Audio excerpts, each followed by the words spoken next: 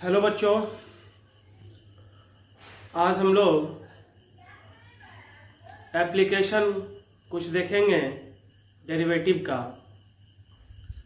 वैसे इस टॉपिक के बारे में 12th क्लास में हम लोग डेप्थ में पढ़ेंगे, लेकिन 11th में भी बहुत जगह डेरिवेटिव का एप्लीकेशन होता है।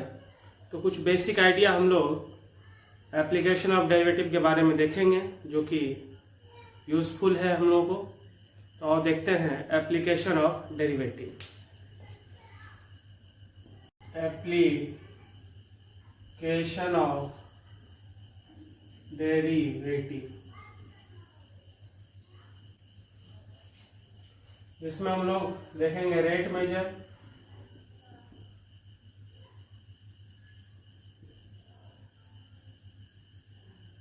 Geometrical meaning,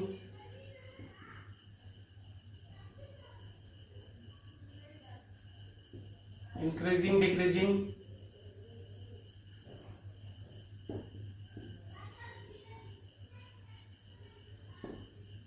function, and fourth one is maxima and minima। इस चार टॉपिक के बारे में हम लोग थोड़ा थोड़ा करके पढ़ेंगे।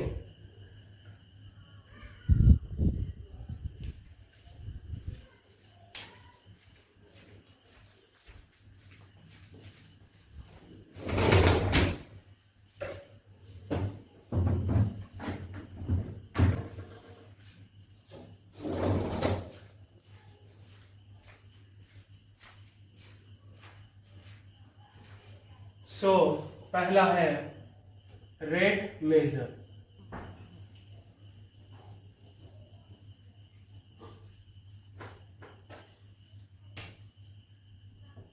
रेट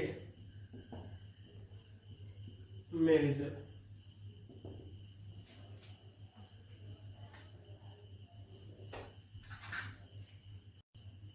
लेट y फंक्शन है x का, जिसके बारे में हम लोग पहले ही बात कर चुके हैं फंक्शन टर्म के बारे में। y अगर फंक्शन है x का मतलब y डिपेंड करेगा किस पर? x पर।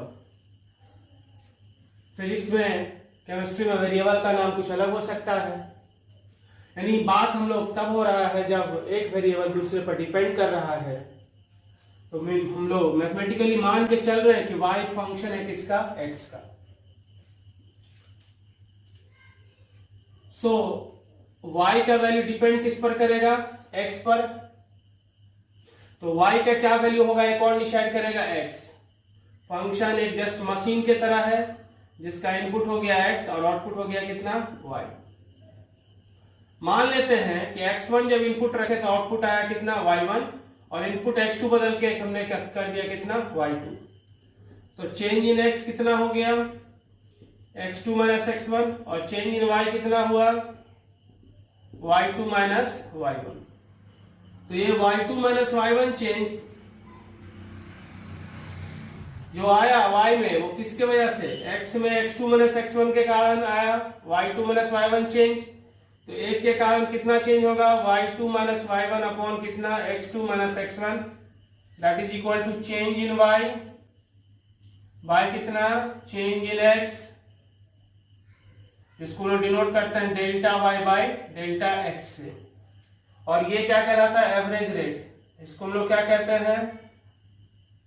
Average rate of change in y with respect to x। तो ये जो y में चेंज आया डेल्टा y, वो किसके वजह से? x में डेल्टा x चेंज करने के वजह से। अगर ये डेल्टा x बहुत ही छोटा हो, if delta x tends to कितना? 0, तो delta y by delta x is equal to कितना? dy by dx। और जिस ये पर्टिकुलर इंस्टेंट पर जब x में चेंज हमने बहुत ही कम किया, यानी एक पर्टिकुलर टाइम पर स्मॉल ड्यूरेशन में जो चेंज हुआ, जिस रेट से चेंज किया, that is dy by dx। और इसको हम लोग क्या कहते हैं?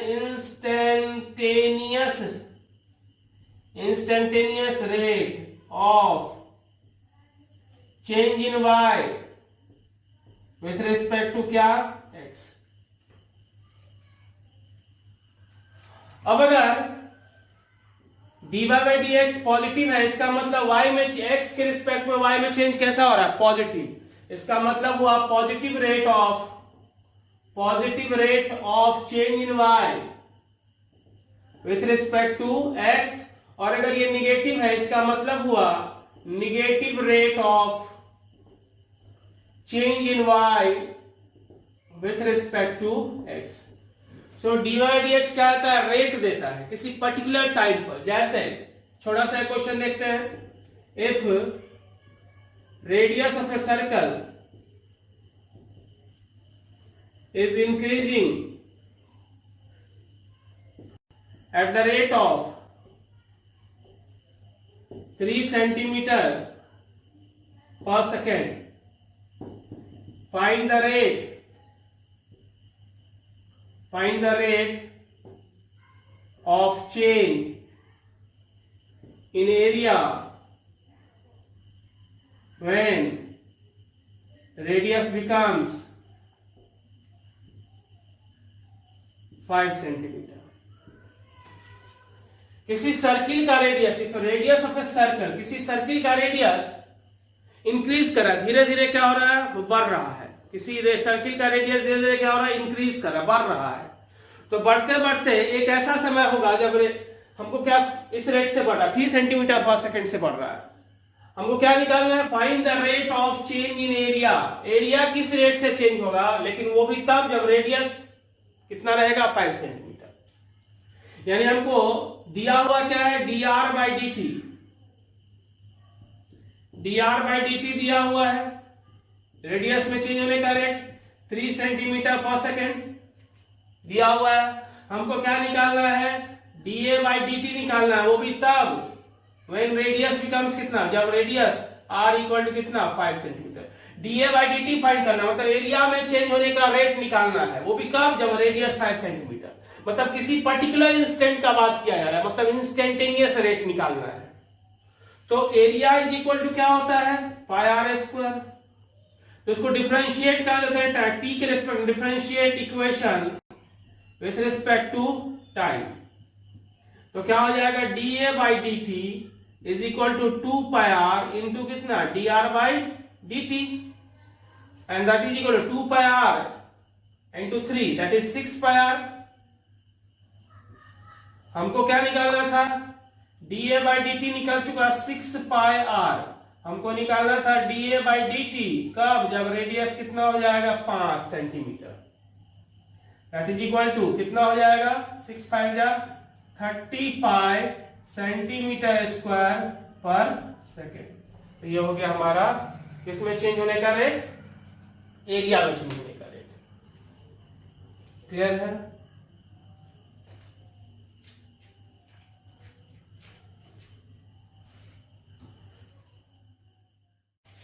अब हम लोग बात करेंगे ज्योमेट्रिकल मीनिंग का, that is tangent and normal.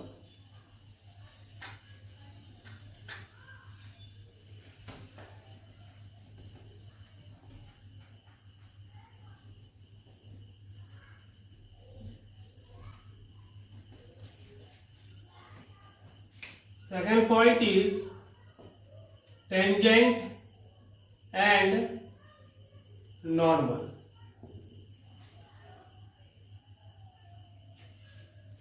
और इवन की हम लोग अभी टेंजेंट एंड नॉर्मल नहीं बल्कि ज्योमेट्रिकल मीनिंग का बात कर रहे हैं। ज्योमेट्रिकल मीनिंग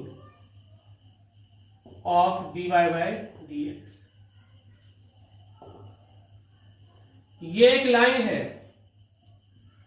जो एक्स एक्सिस के साथ एंटी क्लॉकवाइज डायरेक्शन में कितना बना रहा है? थीटा। वैसे अगर ये थीटा तो ये कितना होगा? Pi minus theta. लेकिन ये एंगल एक्स एक्सिस से बन रहा है किस डायरेक्शन में? क्लॉकवाइज में। हम बात किसका कर रहे हैं? एंटी क्लॉकवाइज में जो एंगल बनता है। तो थीटा लाइन का हो गया इंक्लाइनेशन एंगल। थीटा क्या है लाइन का? Inclination angle. और टेन थीटा कहलाएगा इस लाइन का स्लोप, स्लोप ऑफ लाइन। ठीक है। So D Y by D x क्या रहता है? अगर कोई कर्व है, मान लो y बराबर एफ एक्स, तो dy बाई डी एक्स क्या देगा, इस कर्व पर जो टेंजेंट लाइन होगा, टेंजेंट लाइन, उस टेंजेंट लाइन का स्लोप देगा। अगर ये अल्फा एंगल है तो dy बाई डी एक्स क्या देता है, slope of tangent line to y equal to कितना, fx। और अगर किसी पॉइंट पर सपोज हमको निकालना है x1 y1 पॉइंट पर, तो dy बाई डी एक्स क्या देगा, dy by D x at x1 y1, अगर x1 y1 पुट कर देंगे उसमें तो क्या देगा, स्लोप देगा, slope of tangent to y equal to fx at x1 y1, slope देता है। And that is equal to, चूंकि ये अल्फा एंगल बना रहा है टेंजेंट लाइन, तो कितना हो जाएगा, tan अल्फा। क्लियर है? एक छोटा सा क्वेश्चन देखते हैं, find slope of tangent to y equal to x square at x is equal to 1। तो यहां पर कर्व है y इक्वल टू कौन सा, एक्स स्क्वायर, और ये मान लेते हैं x बराबर 1 पॉइंट है। x बराबर 1 पॉइंट पर जो टेंजेंट लाइन होगा, उस टेंजेंट लाइन का हमें क्या चाहिए, स्लोप चाहिए, x इक्वल टू 1 पर। ये कर्व है y बराबर कितना, एक्स स्क्वायर। तो अगर इस पॉइंट का x कोऑर्डिनेट 1 है तो y कोऑर्डिनेट भी कितना होगा, 1। यानी हमको क्या फाइंड करना है, dy बाई डी एक्स निकालना है एट x इक्वल टू कितना, 1, ये फाइंड करना है। तो दिया हुआ है y बराबर एक्स स्क्वायर, तो dy बाई डी एक्स बराबर कितना हो जाएगा, 2x। तो dy बाई डी एक्स मतलब स्लोप ऑफ टेंजेंट लाइन किस पे डिपेंड कर रहा है, x पर। जैसे जैसे पॉइंट बदलेगा वैसे वैसे टेंजेंट लाइन का स्लोप बदलेगा। फिलहाल हमें किस पे चाहिए, dy by D x at x बराबर 1, that is equal to 2 into 1, 2 हो गया। अगर यही हमें चाहिए होता है x बराबर 2 पर, तो क्या होता है, x इक्वल टू 2 पुट कर दे तो कितना हो जाता, 4। सो यहाँ y फंक्शन है x का, dy बाई डी एक्स निकाले तो कितना है, 2x। लेकिन हमको किसी पर्टिकुलर पॉइंट पे चाहिए था x इक्वल टू 1 पर, तो x बराबर 1 पुट कर दिए। अगर हमको 2 पे चाहिए होता तो x बराबर क्या पुट कर देते, 2। So in general dy by D x क्या देता है, स्लोप ऑफ टेंजेंट लाइन देता है किसी कर्व के लिए, और किसी पॉइंट पर अगर निकालना है तो उस पॉइंट पर टेंजेंट लाइन का स्लोप देता है। क्लियर है?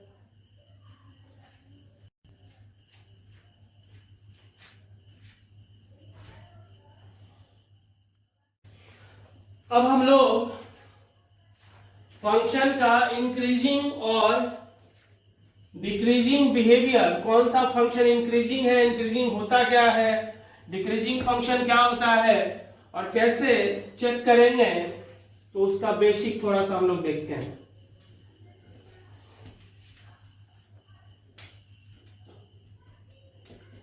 Increasing and decreasing function.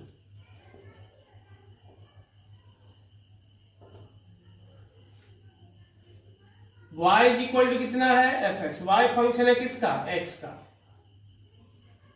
Increasing किसको कहते हैं,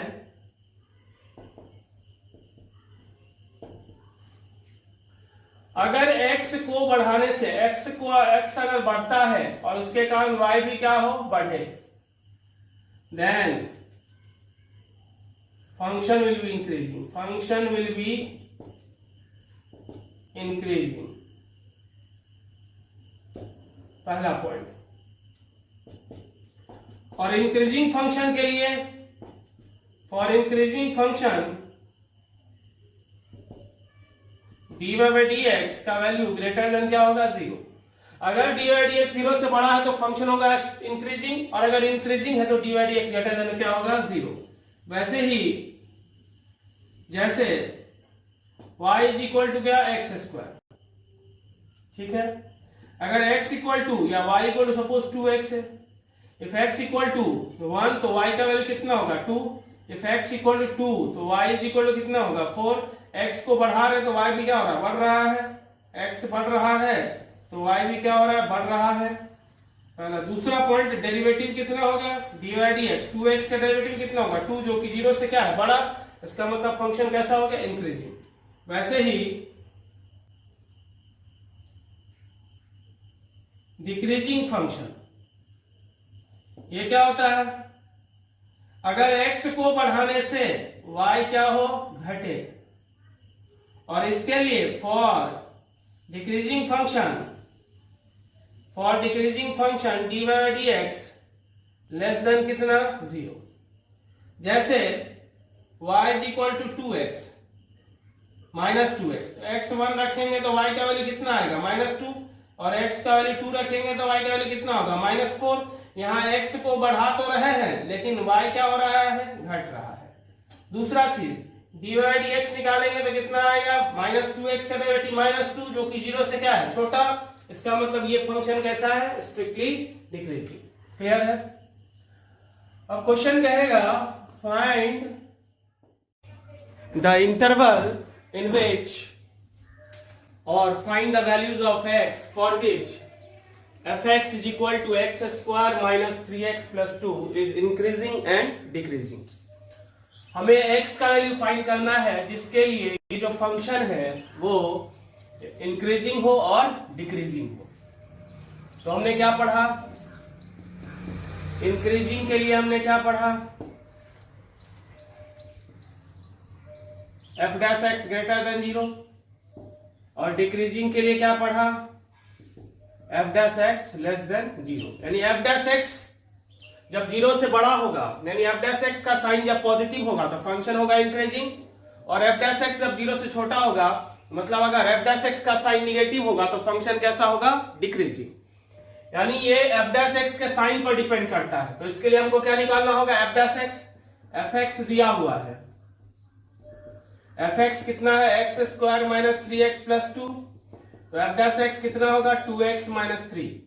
अब हमको फॉर इंक्रीजिंग क्या होगा, इंक्रीजिंग के लिए क्या होता है, f dash x greater than 0, इसका मतलब 2x माइनस 3 ग्रेटर देन 0, सो 2x greater than 3 means x greater than कितना 3/2।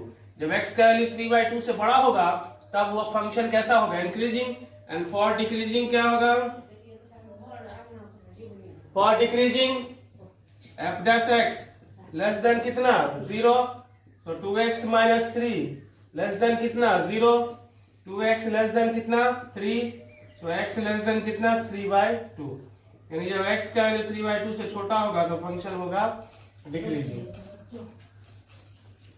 अब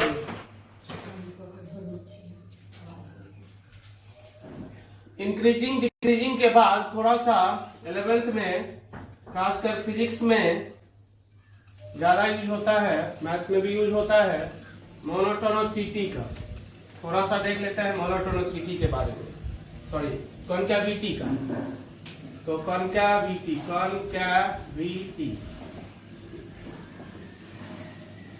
ये कॉन्वेक्स लेंस है, क्या है, कॉन्वेक्स लेंस, और ये क्या है, कॉनकेव। अब ये सरफेस है, बाहर से कोई अगर देख रहा है तो इसको क्या कहेगा, कन्वेक्स, और इधर से कोई देख रहा है इसको तो क्या कहेगा, इसको कॉनकेव। तो ये सरफेस है, ऊपर से कैसा है, कन्वेक्स, इसलिए इसका नाम होगा कन्वेक्स अप, और नीचे से कैसा है, कनकेव, इसीलिए इसका दूसरा नाम भी होगा कनकेव डाउन। फिर ये सरफेस अप से, ऊपर से कैसा है, कनकेव, इसलिए इसका नाम होगा कनकेव अप, और डाउन से कैसा है, कन्वेक्स, इसीलिए नाम होगा कन्वेक्स डाउन। तो कनकैविटी 3 तरह का होता है, एक कन्वेक्स, कनकेव अप, दूसरा कनकेव डाउन, और तीसरा लीनियर। कनकेव अप हो गया, अप से कनकेव है, कनकेव डाउन हो गया, डाउन से कनकेव है, और लीनियर। कनकेव अप के लिए d2y by dx square greater than 0। d2y by dx square का क्या मतलब, derivative of dy by dx with respect to x। d2y by dx square का मतलब dy बाई dx का डेरिवेटिव ग्रेटर देन 0। यहाँ d2y by dx square less than 0, और यहाँ d2y by dx square equal to 0। So d2y by dx square कैसे find करेंगे, suppose y is equal to है x cube, तो एक पहला डेरिवेटिव dy बाई dx कितना होगा 3x स्क्वायर, और फिर से d2y बाई dx स्क्वायर का मतलब क्या हुआ dy बाई dx का डेरिवेटिव, तो 3x स्क्वायर का डेरिवेटिव कितना 6x। तो सेकेंड डेरिवेटिव डिसाइड करता है कॉन्केविटी को। अगर मोनोटोनिसिटी डिसाइड कौन करता है, इंक्रीजिंग डिक्रीजिंग, इंक्रीजिंग डिक्रीजिंग कौन डिसाइड करता है, ये दोनों dy बाई dx, और कॉनकेव अप कॉनकेव डाउन और लीनियर ये कौन डिसाइड करता है d2y बाई dx स्क्वायर। बस इतना याद रखना है, बाकी टर्म्स को फील करो और उससे याद रखा जा सकता है। जैसे इंक्रीजिंग पॉजिटिव फीलिंग आ रहा है, बढ़ने का फीलिंग मतलब पॉजिटिव फीलिंग, तो इसके लिए dy by dx greater than कितना होगा 0, डिक्रीजिंग है तो dy by dx less than 0, क्योंकि इंक्रीजिंग डिक्रीजिंग डिसाइड कौन करता है dy बाई dx।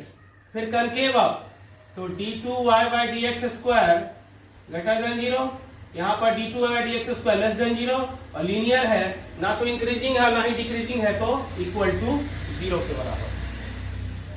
फिर से एक बार, ये कन्वेक्स है, ये कनकेव है, और यहाँ इस साइड से अगर कोई देख रहा है तो उसको कन्वेक्स दिख रहा है, अंदर से कोई देख रहा है इस सरफेस को तो उसको कनकेव दिख रहा है। इस सरफेस को कोई ऊपर से देख रहा है तो क्या कैसा दिख रहा है कन्वेक्स, इसलिए इसका नाम होगा कन्वेक्स अप, अप से, अप मतलब ऊपर, अप से कन्वेक्स और डाउन से कनकेव। वैसे ये सरफेस है, अप से कैसा ऊपर से कैसा दिख रहा है कनकेव, इसलिए इसका नाम कनकेव अप, और डाउन से दिख रहा है कन्वेक्स, इसलिए इसका नाम कन्वेक्स डाउन। तो कनकेविटी तीन तरह का होता है, कनकेव अप, यहां जैसे अप से देखेंगे तो कैसा दिखेगा कनकेव, कनकेव डाउन, डाउन से देखेंगे तो कैसा दिखेगा कनकेव, और लीनियर, ना तो कनकेव अप है ना ही कनकेव डाउन है। जैसे इंक्रीजिंग डिक्रीजिंग डिसाइड होता था dy बाई dx से, वैसे ही कनकेविटी डिसाइड होता है d2y बाई dx स्क्वायर से। और d2y बाई dx स्क्वायर का क्या मतलब, dy बाई dx का डेरिवेटिव किसके रिस्पेक्ट में, x के रिस्पेक्ट में। अप है तो 0 से बड़ा, डाउन है तो 0 से छोटा, लीनियर है, ना ही अप है ना ही डाउन है तो 0 के बराबर। जैसे यहाँ y equal to x cube है, तो एक बार डेरिवेटिव dy बाई dx निकाले, कितना आया 3x स्क्वायर, फिर से dy बाई dx का डेरिवेटिव तो उसको लिखते हैं d2y बाई dx स्क्वायर, फिर से अगर इसको निकालना होता है d3y बाई dx क्यूब, तो कितना होता है 6x का 6। अब इंक्रीजिंग डिक्रीजिंग डिसाइड होता है dy बाई dx से, और कॉनकेविटी डिसाइड होता है किससे, d2y बाई dx स्क्वायर से। तो d2y बाई dx स्क्वायर जब 0 कनकेव अप, अप मतलब ऊपर बढ़ने का एक फीलिंग आ रहा है, तो पॉजिटिव फीलिंग यानी 0 से बड़ा, डाउन है तो 0 से छोटा, और लीनियर है तो कोई फीलिंग नहीं है, मतलब ना तो पॉजिटिव और ना ही निगेटिव। क्लियर है?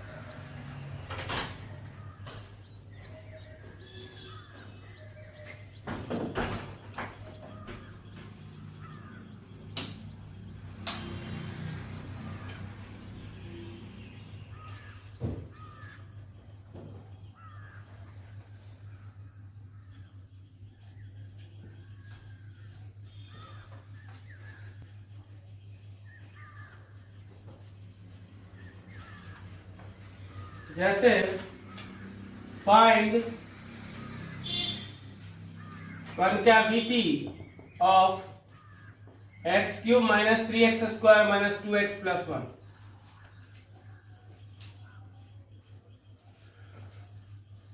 तो f x y is equal to दिया हुआ है, let y is equal to x cube minus 3x square minus 2x plus 1। तो dy dx कितना हो जाएगा 3x square minus 6x minus 2, और d2y dx स्क्वायर कितना 6x माइनस 6। सो फॉर, अब साइन स्कीम खींचेंगे, 6x माइनस 6 का root आएगा 1, 1 से बड़ा रखेंगे तो पॉजिटिव, 1 से छोटा रखेंगे तो निगेटिव। इसका मतलब 1 से इंफिनिटी में d2 dx स्क्वायर का साइन कैसा है पॉजिटिव, और माइनस इंफिनिटी से 1 में कैसा है निगेटिव। तो 1 से इंफिनिटी में कनकेव अप होगा, इधर हो जाएगा कैसा कनकेव अप, और इधर कैसा होगा कनकेव डाउन। क्या है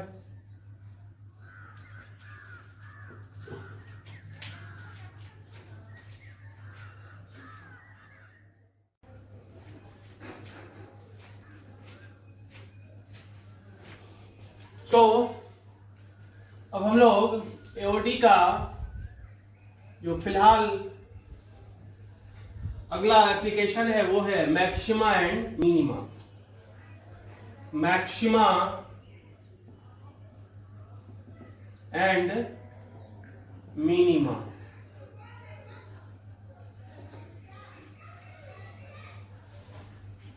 किसी फंक्शन का मैक्सिमम वैल्यू क्या होगा या मिनिमम वैल्यू क्या होगा वो डिसाइड करने के लिए हम लोग मैक्सिमा और मिनिमा को यूज करेंगे।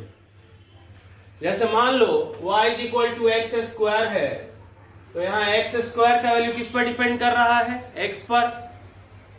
तो y का कह लो या फिर x² का कह लो, उसका मैक्सिमम वैल्यू क्या होगा, मिनिमम वैल्यू क्या होगा, ये हमें फाइंड करना है, जो हम सीख सकते हैं। इसके लिए हम लोग पढ़ रहे हैं मैक्सिमा एंड मिनिमा। थोड़ा सा अभी जस्ट काम भर हम लोग पढ़ रहे हैं 11th के हिसाब से। वैसे पहले ही बोल चुके हैं ये चैप्टर्स 12th क्लास में है। 12th क्लास में हम लोग को पूरा पढ़ना है इसके बारे में। फिलहाल काम भर हम लोग थोड़ा सा मैक्सिमा मिनिमा के बारे में जानते हैं।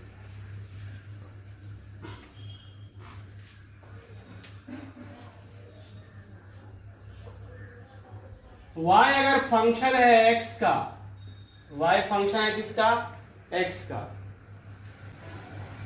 तो मैक्सिमा और मिनिमा निकालने के लिए दो तरह का टेस्ट है। पहला first derivative test, first derivative test. इसमें क्या है, जैसे ये मैक्सिमा है और ये क्या है? मिनिमा। इस पॉइंट पर फंक्शन का वैल्यू सबसे ज्यादा है और यहां इस पॉइंट पर फंक्शन का वैल्यू सबसे कम है। तो मैक्सिमा होने के लिए इस पॉइंट से पहले स्लोप कैसा होगा? ये θ1 छोटा है कितना से? π/2 से। और इधर टेंजेंट लाइन खींचेंगे तो ये जो θ2 होगा वो बड़ा है कितना से? π/2 से। तो θ1 जब छोटा है π/2 से, मतलब फर्स्ट क्वाड्रेंट में है, और फर्स्ट क्वाड्रेंट में tan थीटा क्या होता है? पॉजिटिव। यानी स्लोप कैसा है टेंजेंट लाइन का? पॉजिटिव, यानी dy/dx। Slope of tangent line मतलब dy/dx पॉजिटिव है। और इधर चूंकि सेकंड क्वाड्रेंट में है, सेकंड क्वाड्रेंट में tan कैसा होता है? निगेटिव। तो dy/dx यानी स्लोप निगेटिव आया तो dy/dx कैसा होगा? निगेटिव। यानी जिस पॉइंट पर dy/dx अपना साइन चेंज करेगा, अगर साइन स्कीम खींचे, साइन स्कीम फॉर dy/dx निकाल के उसका साइन स्कीम खींचेंगे, और इस ए पॉइंट से पहले dy/dx का साइन कैसा है? पॉजिटिव, और उसके बाद कैसा है? निगेटिव। तो जिस पॉइंट पर dy/dx अपना साइन चेंज करेगा पॉजिटिव से निगेटिव, वो मैक्सिमा होगा, वो पॉइंट मैक्सिमा पॉइंट होगा, यानी उस पॉइंट पर फंक्शन का वैल्यू सबसे अधिक होगा। और इधर अगर देखा जाए यहाँ पे, तो इधर स्लोप कैसा है? dy/dx कैसा होगा? निगेटिव, क्योंकि ये एंगल 90 से बड़ा है। 90 से बड़ा है तो सेकंड क्वाड्रेंट में जाएगा। सेकंड क्वाड्रेंट में tan निगेटिव होता है। tan अगर निगेटिव है तो स्लोप निगेटिव हुआ, क्योंकि tan देता है स्लोप, तो dy/dx निगेटिव। और इधर स्लोप कैसा है? पॉजिटिव, क्योंकि एक्यूट एंगल बना रहा है तो स्लोप, इस लाइन का स्लोप पॉजिटिव होगा, क्योंकि फर्स्ट क्वाड्रेंट में जा रहा है। एक्यूट एंगल यहां बन रहा है तो फर्स्ट क्वाड्रेंट में जाएगा, तो tan थीटा पॉजिटिव होगा तो स्लोप भी पॉजिटिव होगा, मतलब dy/dx कैसा हो गया? पॉजिटिव। तो यहां इस पॉइंट से पहले dy/dx का साइन निगेटिव है और उसके बाद कैसा है? पॉजिटिव है। तो जिस पॉइंट पर dy/dx अपना साइन चेंज करता है पॉजिटिव से निगेटिव, वो पॉइंट होता है मैक्सिमा, और जिस पॉइंट पर dy/dx अपना साइन चेंज करता है निगेटिव से पॉजिटिव, वो पॉइंट होता है मिनिमा। जैसे मान लो y = x² - 3x प्लस कितना है? 2। तो पहले क्या निकालेंगे? dy/dx। तो dy/dx कितना हो जाएगा? 2x - 3। अब साइन स्कीम खींचेंगे dy/dx का। dy/dx का साइन स्कीम मतलब इसका साइन स्कीम खींचेंगे, जिसको 0 करेंगे तो 3/2 आएगा। 3/2 से बड़ा कोई नंबर सपोज 2 रखते हैं तो 2 2 जा 4 - 3 पॉजिटिव दे रहा है, और इससे पहले क्या देगा? निगेटिव। तो 3/2 पॉइंट पर साइन dy/dx का साइन हमने खींचा, sign scheme for dy/dx। 3/2 point पर dydx का साइन किधर से किधर चेंज कर रहा है, निगेटिव से पॉजिटिव। तो निगेटिव से पॉजिटिव जब चेंज करता है तो वो क्या होता है, मिनिमा। ये केस हो गया किसका, मैक्सिमा का। और ये सेकेंड केस किसका है, मिनिमा का। तो 3/2 पॉइंट से पहले डेरिवेटिव का साइन कैसा है, निगेटिव, और 3/2 के बाद डेरिवेटिव का साइन कैसा है, पॉजिटिव। मतलब 3/2 पॉइंट पर फंक्शन कैसा वैल्यू देगा, मिनिमम वैल्यू देगा। तो minimum value of y occur at x equal to कितना, 3/2, एंड y मिनी कितना हो जाएगा, 3/2 पर मिनिमम देगा। तो मिनिमम वैल्यू होगा कितना, 3/2 का whole square minus 3 into 3/2 plus 2। Calculate करके जो भी वैल्यू आएगा वो फंक्शन का मिनिमम वैल्यू होगा। तो क्या करेंगे हम लोग, फंक्शन दिया रहेगा और फंक्शन का डेरिवेटिव फाइंड करेंगे, फिर डेरिवेटिव का साइन स्कीम खींचेंगे। जिस पॉइंट पर डेरिवेटिव का साइन पॉजिटिव से निगेटिव चेंज करेगा वो पॉइंट ऑफ मैक्सिमा होगा, और जहां पर डेरिवेटिव साइन चेंज करेगा निगेटिव से पॉजिटिव वो होगा point of minima.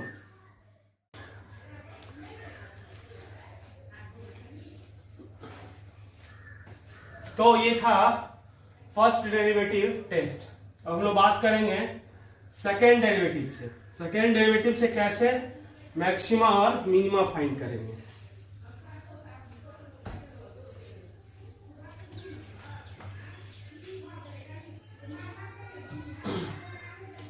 Second derivative test, function दिया हुआ रहेगा y इज इक्वल टू कितना, fx। सबसे पहले फाइंड dy बाई dx, या इसी को हम लोग कहते हैं f dash x। f dash x का मतलब fx का डेरिवेटिव, और उसके बाद dy by dx equal to करेंगे 0। यहां से x का वैल्यू आएगा suppose x1 x2 x3 dot dot. पहले dy बाई dx निकाल लेंगे फंक्शन का, फिर उसको 0 के बराबर करेंगे, वहां से x का वैल्यू कुछ आएगा x1 x2 x3। अब हमको पता करना है कि x1 x2 x3 में कौन सा मैक्सिमा है, कौन सा मिनिमा है, और कौन सा मैक्सिमा या कौन सा नाइदर मैक्सिमा नॉर मिनिमा है। तो इसके लिए find f double dash x। f double dash x का मतलब fx का 2 बार डेरिवेटिव है, that is d2y by dx square. Find f double dash x, उसके बाद find f double dash x at x equal to x1। हम लोग पहला डिसाइड कर रहे हैं x इक्वल टू x1 पर चेक कर रहे हैं x1 पॉइंट कैसा पॉइंट होगा, मैक्सिमा होगा या मिनिमा। सबसे पहले हमने क्या किया, फंक्शन दिया हुआ था, सबसे पहले dy dx निकाला, या dy dx कह लो या फिर f डैश x कह लो। f डैश x का मतलब fx का डेरिवेटिव। अब dy dx को 0 के बराबर किए तो वहां से x का वैल्यू आया x1 x2 x3 वगैरह वगैरह। अब at x equal to x1 point पर हम लोग चेक कर रहे हैं, एक एक करके। जैसे हमने x1 पॉइंट पर चेक करेंगे वैसे ही बाकी के पॉइंट्स पर भी चेक करेंगे। तो फिलहाल x1 पॉइंट पर चेक कर रहे हैं, तो x1 पॉइंट पर चेक करने के लिए f डबल डैश x यानी fx का 2 बार डेरिवेटिव निकालेंगे, that is d2y by dx square. उसके बाद d2 f double dash x का वैल्यू x बराबर x1 पर चेक करेंगे, मतलब f डबल डैश x निकालने के बाद x की जगह पर पुट करेंगे कितना, x1। अगर f double dash x1 greater than 0 होगा, इसका मतलब वो पॉइंट होगा मिनिमा। 0 से बड़ा होगा तो मिनिमा, 0 से छोटा होगा तो मैक्सिमा, और अगर 0 के बराबर हो गया तो फिर आगे बढ़ेंगे। Then find f triple dash x1। If f triple dash x1 not equal to 0, इसका मतलब हो जाएगा नाइदर मैक्स नॉर मीन, और and if f triple dash x1 greater equal to 0, then find f4x1।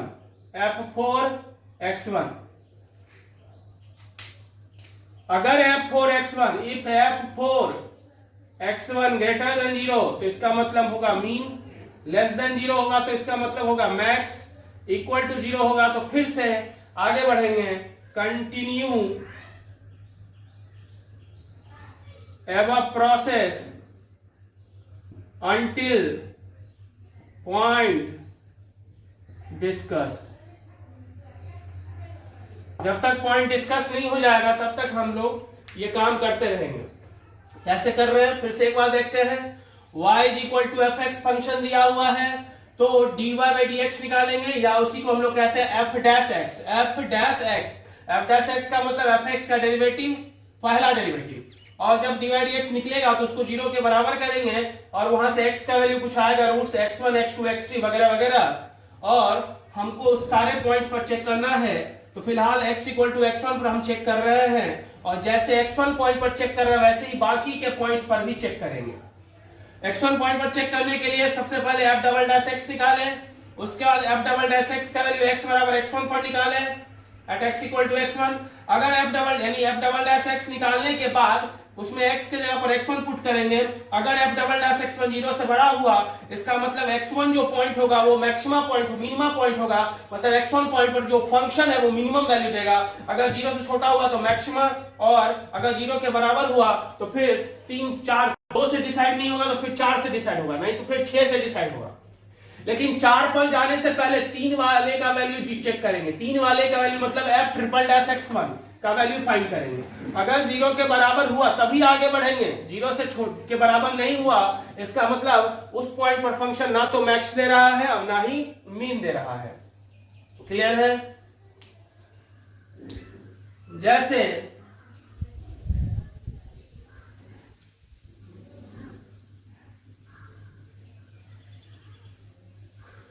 मान लेते हैं फंक्शन है y is equal to x cube minus 3x square minus 2x plus 1, तो f डैश x कितना हो जाएगा 3x square minus 6x minus कितना 2। अब f डैश x बराबर क्या करेंगे 0, so 3x square minus 6x minus 2 equal to कितना 0। यहां से x का वैल्यू कितना आएगा minus b plus minus b square 36 minus 4ac, चाहते हैं बार 24 बाई कितना 2 है 6, 36 4 40 20 60 बाई कितना 6,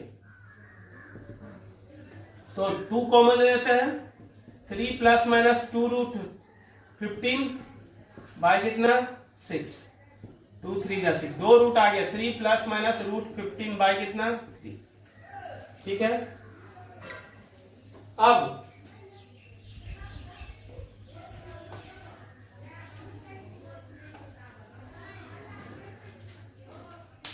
f डबल डैश x निकालेंगे तो f डबल डैश x क्या होगा 6x minus 6 that is equal to 6 into x minus 1। अब f डबल डैश x का वैल्यू निकालेंगे 3 माइनस रूट 15 बाय कितना पर 3 पर, so that is equal to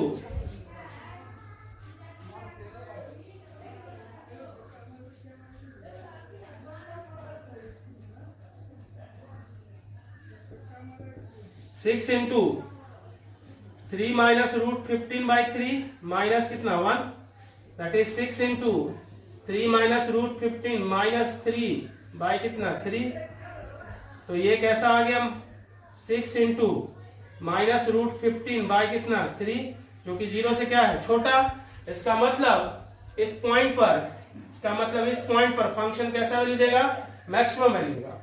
तो फिर दूसरा पॉइंट पर वैसे ही चेक करेंगे और उस पॉइंट पर अगर डेरिवेटिव जीरो से बड़ा आएगा तो इसका मतलब उस पॉइंट पर फंक्शन कैसा वैल्यू देगा। अभी जीरो से छोटा है तो जीरो से छोटा में कैसा होता है मैक्सिमम, मतलब ये पॉइंट अगर हम फंक्शन में पुट करेंगे इस फंक्शन में तो इस फंक्शन का क्या निकलेगा मैक्सिमम वैल्यू, क्योंकि f double dash x1 zero से छोटा है तो इसका मतलब उस पॉइंट पर फंक्शन वो पॉइंट जो होगा वो मैक्सिमम पॉइंट होता है, तो उस पॉइंट पर ये फंक्शन कैसा वैल्यू देगा मैक्सिमम देगा। तो इसका मैक्सिमम कितना होगा तो इसमें x के जगह पर ये पुट कर देंगे। क्लियर है? तो ये थोड़ा सा हम लोग बात किए एप्लीकेशन ऑफ डेरिवेटिव का बेसिक पे, जिसका यूज फिलहाल 11th के चैप्टर्स में होता है, जबकि इसको पढ़ना है डिटेल में 12th क्लास में। Thank you.